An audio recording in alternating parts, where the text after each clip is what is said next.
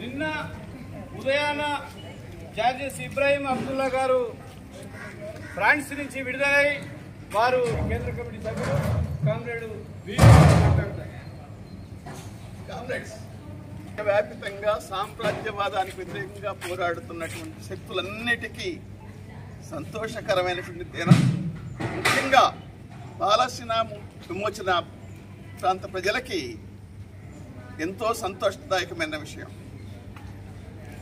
జార్జెస్ Ibrahim Abdullah Lebanon దేశీయుడు. అతను తన చిన్నతనం నుండే పాలస్తీనా ప్రజల పోరాటానికి తన జీవితాన్ని అంకితం చేసి పనిచేస్తున్నటువంటి ఒక మార్క్సిస్టు లెనినిస్టు. అతను ఒక విప్లవకారుడు. అతను పాలస్తీనా విమోచన పోరాటానికి సంఘీభావంగా మద్దతుగా పోరాటం కోసం లెబనాన్లో తన సొంత దేశంలో లెబనాన్లో పాలస్తీనా పాపులర్ ఫ్రంట్ విమోచన సాయుధ దళాలని ఆయన ఏర్పాటు చేశాడు. మార్క్సిస్టు పార్టీని మార్క్సిస్ట్ లెనినిస్ట్ గ్రూపులను తయారు చేశాడు.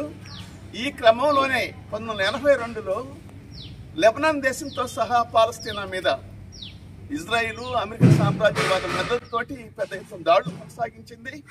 ఆ దాడులకు నిరసనగా కామ్రేడ్ అబ్దుల్లాతో సహా అనేక మంది దీనికి ప్రతీకార చర్యలు తీసుకోవాలి, సామ్రాజ్యవాదాన్ని నిలవేయాలి, అడ్డుకట్టేయాలి అనేటువంటి ఒక ఉద్దేశంతో ఫ్రాన్స్ దేశంలో 5 చోట్ల దాడులు సాగించారు.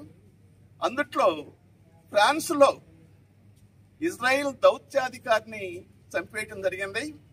స్ట్రాస్బర్గ్ అనేటువంటి చోట అమెరికా దౌత్యాధికారిని కూడా చంపేశారు.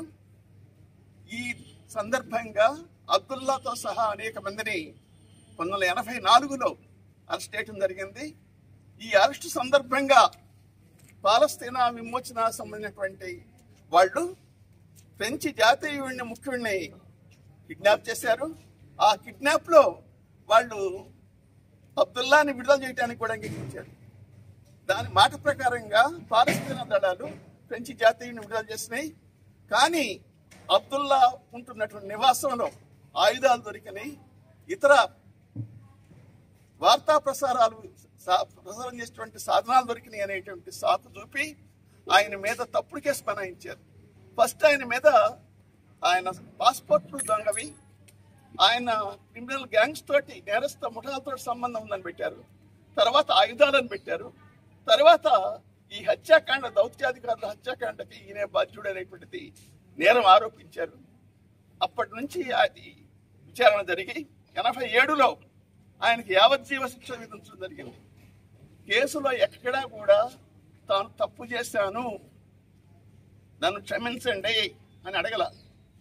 అట్లా అడిగితే మేము విడిచిపెడతామని ప్రభుత్వం నుంచి ప్రాసిక్యూటర్ పదే మాట్లాడాడు. నా ప్రాణం పోయినా సరే ఆ విధంగా క్షమాపణ అడగను, ఇట్లా చేసినటువంటి ప్రతీకార చర్యలు అన్నీ సరైనవే. ఇది పాలస్తీనా ప్రజలను ఉపసిపోతకు వస్తున్నారు, మారణహోమం సృష్టిస్తున్నారు, వాళ్ళ సొంత దేశం లేకుండా చేశారు.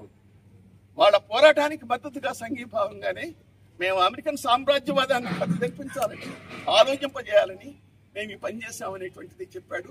అయితే నేను అందుట్లో భాగస్వామిని కాదు, అయినప్పటికీ నేను వాటి పోరాటాన్ని సమర్థిస్తున్నాను అనేటువంటి చెప్పాడు. ఆ దేశంలో 30 సంవత్సరాల లోపు యావజ్జీవ శిక్ష పడ్డ వాళ్ళందరినీ కూడా విడుదల చేయాలి.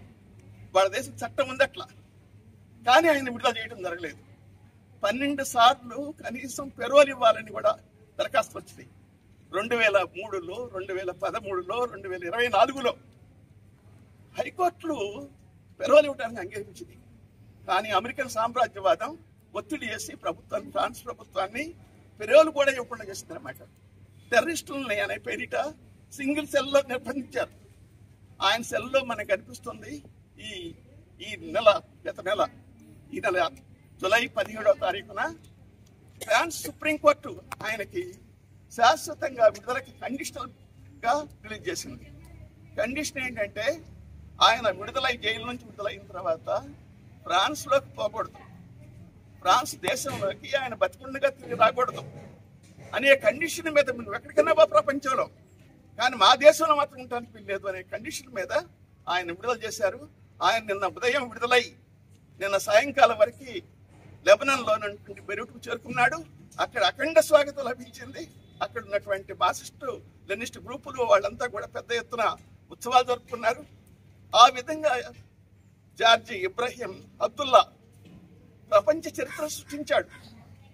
ఎందుట్లో రాజీ లేకుండా అమెరికన్ సామ్రాజ్యవాదంతో, ఇజ్రాయెల్ దురహంకార ప్రభుత్వంతో పాలస్తీనా ప్రజల పోరాటానికి నిలబట్టం. ఎలాంటి పరిస్థితుల్లో కూడా నేను క్షమాపణ చెప్పాలన్నాడు. క్షమాపణ కనుక చెప్పుకుంటే ఆయన 2 సంవత్సరాలు జైల్లో ఉండేవాడు కాదు. ఎప్పుడో 99లోనే ఆయన రిలీజ్ అయ్యేవాడు అందరిలాగా. ఆ విధంగా చేయడానికి ఆయన ఇష్టపడలేదు. అట్లా రాజీ లేకుండా ఉన్నాడు చివరి దాకా. అంతేకాదు, ఆయన ఉన్నది ప్రపంచంలోనే ఎక్కువ రోజులు, ఎక్కువ సంవత్సరాలు మనం జైలు జీవితం గడిపినటువంటి దక్షిణాఫ్రికా మండేలా అని చెబుతాం. ఆయన 38 సంవత్సరాలు ఉన్నాడు. ఆయన సొంత దేశంలో ఉన్నాడు. కానీ అబ్దుల్లా తన సొంత దేశం కాదు, ఫ్రాన్స్ ఒక సామ్రాజ్యవాద దేశం. ఆ దేశంలో సింగిల్ సెల్లో 41 సంవత్సరాలు జైలు జీవితం గడిపాడు. ఇది యూరప్ ఖండంలో కానీ దక్షిణాఫ్రికా ఖండంలో కానీ రికార్డట. ఇంతకాలం దీర్ఘకాలం జైల్లో ఉన్నటువంటి వాళ్ళు ఎవరు లేరు. ఇది ప్రపంచంలోనే ఆ విధంగా పేరు ప్రఖ్యాతులు గాంచినటువంటి వాడు, రాజీ లేకుండా నిలబడ్డటువంటి వాడు, ప్రపంచంలో ఉన్నటువంటి సామ్రాజ్యవాద వ్యతిరేక ఉద్యమాలన్నింటికీ స్ఫూర్తిదాయకంగా ఉన్నాడు. వాళ్ళ పాలస్తీనా ప్రజలకి ఎంతో అండదండలు అందిస్తూ వాళ్ళు ఎంతో సంబరాలు జరుపుకుంటున్నారు. ఇది ఒక విజయోత్సాహంగా జరుపుకుంటున్నారు. మన ప్రపంచ వ్యాపితంగా ఉన్నటువంటి కమ్యూనిస్టులకు కూడా ఆయన స్ఫూర్తిదాయకంగా ఉన్నాడు. అంటే ఎటువంటి కష్టం వచ్చినప్పటికి కూడా, ఎటువంటి ఇబ్బందులు వచ్చినా శత్రువు ముందు తల వంచకూడదు, శత్రువు ముందు క్షమాపణ అడగకూడదు, వాడికి లొంగిపోకూడదు. తను నమ్మినటువంటి సిద్ధాంతం కోసం, నమ్మినటువంటి ఆశయం కోసం తన ప్రాణాలు పోయినా చివరికంట నిలబడాలి అనేటువంటి స్ఫూర్తిని మనకిస్తున్నాడు. ఆయన స్ఫూర్తిగా తీసుకున్నాం. మనందరం కూడా ఆయన అభినందిద్దాం. ఈ సందర్భాన, శుభ సందర్భాన ఆయనకి మరొకసారి సిపిఎంఎల్ న్యూడెక్కర్ డెమోక్రసీ తరఫున విప్లవ జయజేలు తెలియజేద్దాం. ఆయనకి ఆహ్వానం పలుకుదాం.